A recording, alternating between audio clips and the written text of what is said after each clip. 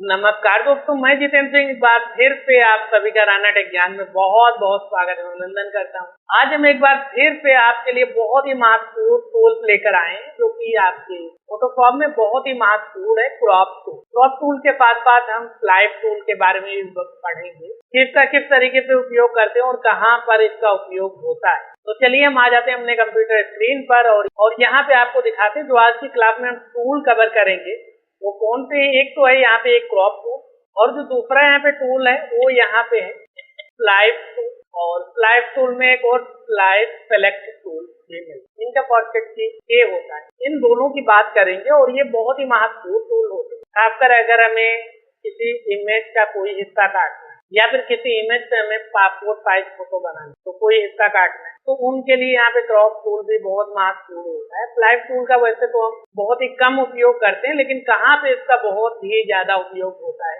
ये भी हम आज की क्लास में बात करें। तो चलिए हम प्रैक्टिस करने के लिए कोई इमेज ओपन कर लेते हैं। तो यहाँ पे हम आ जाते हैं इमेज में, और सबसे पहले हम कोई इमेज ओपन कर लेते हैं। तो मान लेते हैं ये इमेज ओपन। अब यहाँ पे देख सकते हैं इतनी बड़ी इमेज है, लेकिन जो मुझे चाहिए हिस्सा वो केवल और केवल इस इमेज का इतना ही एरिया चाहिए। तो इतना हमने सेलेक्ट किया। अब या तो हम एंटर बटन प्रेस कर दें कीबोर्ड से, तो इतना एरिया हमारा क्रॉप हो जाए, या फिर हम क्या करते हैं इस एरिया को सेलेक्ट करने के बाद इसी सिलेक्शन पे ही राइट क्लिक कर देते। तो हमें यहाँ पे अगर आपको जूम करके दिखाएं तो दो ऑप्शन मिल जाते हैं, क्रॉप और कैंसिल। तो हम या तो यहाँ पे क्रॉप पे क्लिक कर दे तब भी क्रॉप ही हो जाएगा, या फिर हम क्रॉप करने के बाद इस तरीके से एंटर बटन प्रेस कर दें तब भी एक क्रॉप।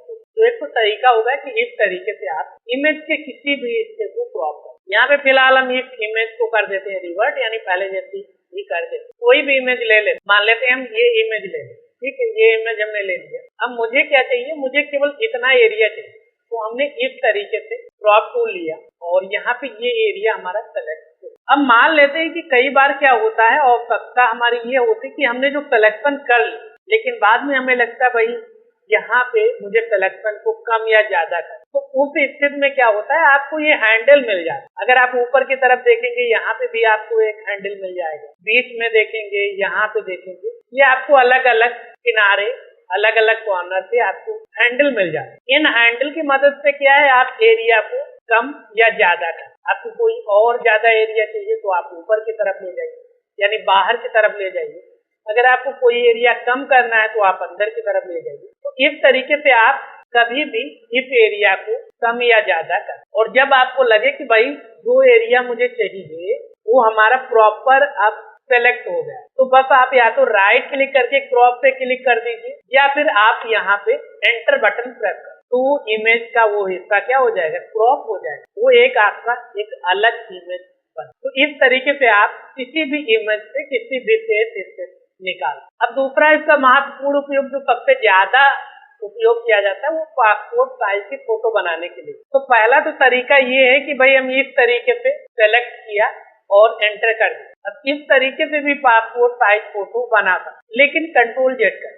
लेकिन यहाँ पे दिक्कत ये होती है पासपोर्ट साइज का, कई बार आपने देखा होगा कि कुछ लोग ऐसे पासपोर्ट साइज फोटो बना देते हैं जिनमें लंबाई ही बहुत ज्यादा है या जिनमें लंबाई कम है चौड़ाई ज्यादा है। तो ऐसा इसलिए होता है क्योंकि उन्हें प्रॉपर सही उसकी जो प्रॉपर्टी होती है, सही जो उसका साइज होता है वही उनको नहीं पता। वो इसी तरीके से क्या करते हैं, यहाँ पे क्रॉप टूल लिया और जितना भी हुआ उतना क्रॉप किया और यहीं पे उसकी कॉपी करके प्रिंट कर। तो कोई फोटो देखते हैं तो बहुत बड़े बड़े जो फोटो का बॉक्स होता है उसके बाहर आ रहा, सिग्नेचर ही छिप जा रहा। कोई ऐसे कर देंगे कि उस बॉक्स के आधे हिस्से में ही फोटो छिपा। तो आपको फोटो का एक प्रॉपर साइज पता हो, तो यहाँ पे कंट्रोल जेड कर।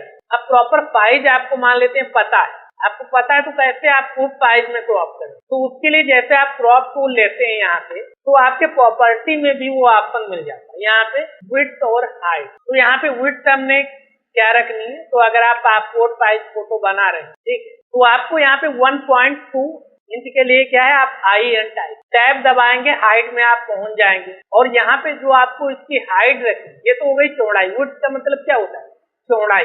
हाइट का मतलब क्या होता है, ऊंचाई। तो ऊंचाई क्या होती है, चौड़ाई से थोड़ा सा ज्यादा हो। तो यहाँ पे हम 1.5 देते हैं, और आप यहाँ पे 1.4 भी दे सकते हैं, तब भी कोई दिक्कत नहीं। मेरे हिसाब से अगर आप 1.5 देंगे एक अच्छा साइज मिल जाए। उसके बाद यहाँ पे रेजुलेशन पास ही पास दे दो। रेजुलेशन से क्या होता है कि कई बार आपने देखा होगा फोटो निकाल देते हैं वो धुंधली सी दिख रही और उसे फिर से अगर फोटो कॉपी करा दिया तो और नहीं दिख रही क्योंकि उसकी ओरिजिनल ही धुंधली थी, तो उसके बाद भी उसकी क्या स्थिति होगी तो आपको भी पता हो। तो इसलिए आपको एक सही रेजुलेशन भी चुनना है। तो यहाँ पे जितना ज्यादा आपका रेजुलेशन होगा उतने ही इमेज की क्वालिटी अच्छी। अब मान लेते हैं जिनको ये सारी बारीकी पता नहीं, वो यहाँ पे कुछ भी डाल देते। जैसे किसी को देखा कि यहाँ पे टीप डाला तो उन्होंने भी क्या कर दिया, टीप डाला। ऐसा नहीं होता। अब मान लेते हैं वो बहुत अच्छे कैमरे पे खींची हुई थी तो वहाँ पे उन्होंने टीप भी डाल दिया तभी वो अच्छी दिखी। लेकिन आपने अगर साधारण कैमरे पे खींची है या फिर आपने मोबाइल फोन से खींची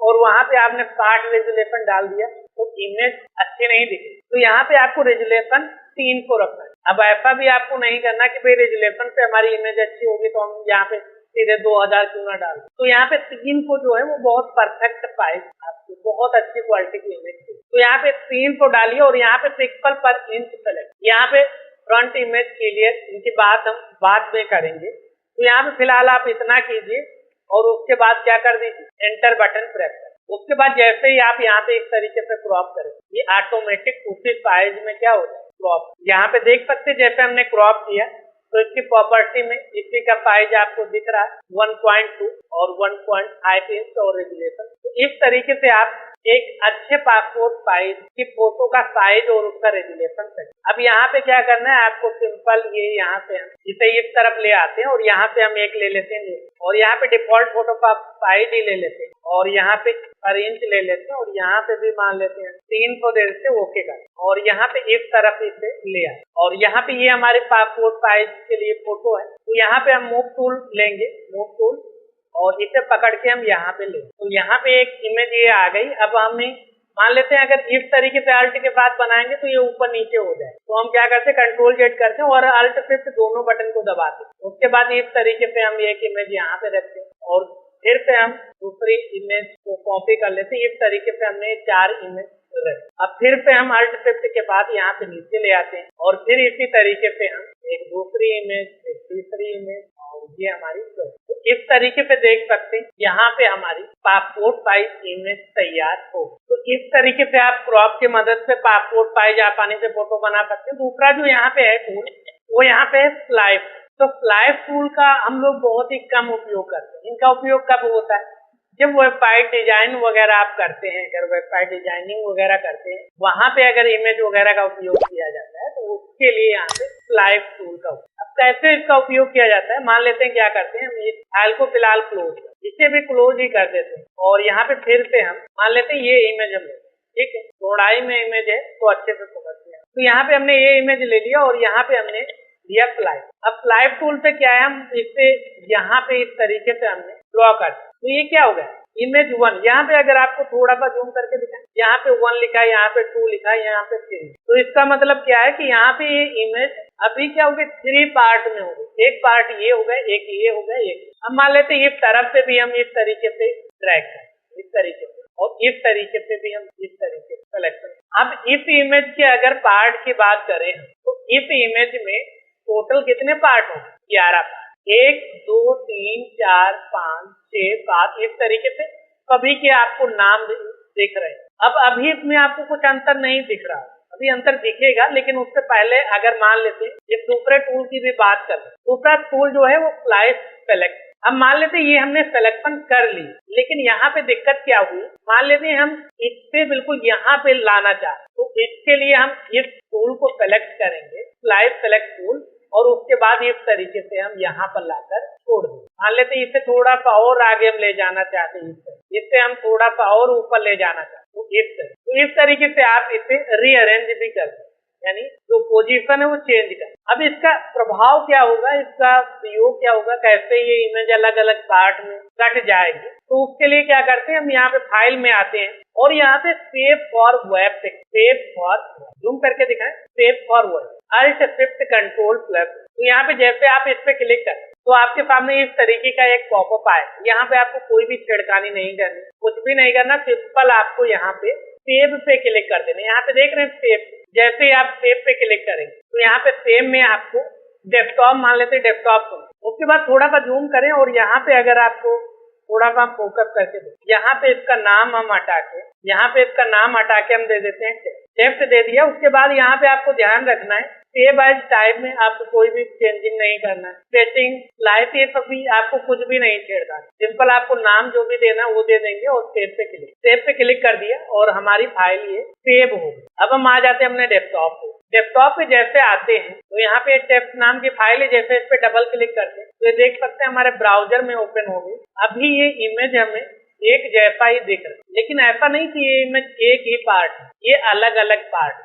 कैसे पता चलेगा? तो इसकी अगर हम सोर्स फाइल देखेंगे तो इसका जो सोर्स फोल्डर है वो यहाँ पे हम जाते हैं और यहाँ पे हम ये तो टेक्स्ट फाइल हो गई, ये इमेज फाइल, इसमें ये अलग अलग पार्ट यहाँ पे देख रहे हैं, ये अलग पार्ट है इमेज का, ये देख रहे हैं ये अलग पार्ट हमने कट किया था, ये अलग है, ये अलग है। इस तरीके से अलग अलग पार्ट है, लेकिन जो वेबसाइट पे इंटरनेट पे जो दिखाई पड़ेगी वो इमेज हमारी इस तरीके से दिखे। अब यहाँ पे एक काम हम करते हैं, मान लेते हैं इसमें जाते हैं और ये वाला हिस्सा हम डिलीट करते हैं। अभी देखना आपको अंतर पता है और यहाँ पे हम एक बार रिफ्रेश करें, देखिए ये हिस्सा गायब है। इसी तरीके से क्या करना है, यहाँ पे मान लेते हैं कि ये हिस्सा भी हम डिलीट कर दें, डिलीट कर दिया, फिर से गए रिफ्रेश, देख रहे हैं अंतर पता है। मान लेते हैं हम सभी हिस्से को, ये हिस्सा छोड़कर बाकी सभी को हम क्या करें, डिलीट करें, रिफ्रेश करेंगे तो केवल सेव वाला बचे। तो इस तरीके से स्लाइस ऑप्शन का उपयोग खासकर तब किया जाता है जब आप वेबसाइट के लिए इमेज वगैरह चाहिए, लेकिन साधारण तौर पर फोटोशॉप में इसका बहुत ज्यादा उपयोग देखने को नहीं मिलता है। लेकिन फिर भी आपको ये ऑप्शन दिया गया है तो आपको पता होना चाहिए। इसके बारे में हम और ज्यादा जब प्रोजेक्ट वगैरह पे काम करेंगे तो वहाँ पे ये सारी चीजें और अच्छे से। तो आज की क्लास में हमने देखा क्रॉप टूल और क्रॉप टूल से किस तरीके से पासपोर्ट साइज के फोटो क्रॉप किए जाते हैं, किस तरीके से अलग अलग साइज में अलग अलग इमेज को क्रॉप किया जाता है। इसी के साथ हमने स्लाइड टूल के बारे में भी देखा किस तरीके से इसका हम उपयोग कर सकते हैं, किस तरीके से इसका उपयोग वेबसाइट वगैरह के लिए किया है। अगर आपको वीडियो पसंद है तो लाइक और शेयर करना बिल्कुल भी ना भूलें और अगर आपका कोई भी डाउट है, आपको कोई भी कंफ्यूजन है तो नीचे कमेंट बॉक्स में अवश्य, हम कोशिश करेंगे कि जल्द से जल्द उसका जवाब दे। और इसी तरीके की कंप्लीट कोर्स अगर आप देखना चाहते हैं तो इन प्लेलिस्ट को चेक करना बिल्कुल भी ना। तो हम मिलते हैं आपसे अगली क्लास में और अगर आपने अभी तक हमारे यूट्यूब चैनल को सब्सक्राइब नहीं किया तो सब्सक्राइब अवश्य करें और साथ ही बेल आइकन को प्रेस करना बिल्कुल भी ना भूलें, जिससे आने वाली सभी वीडियो आपको सबसे पहले। तो हम मिलते हैं आपसे अगली क्लास में, तब तक के लिए नमस्कार।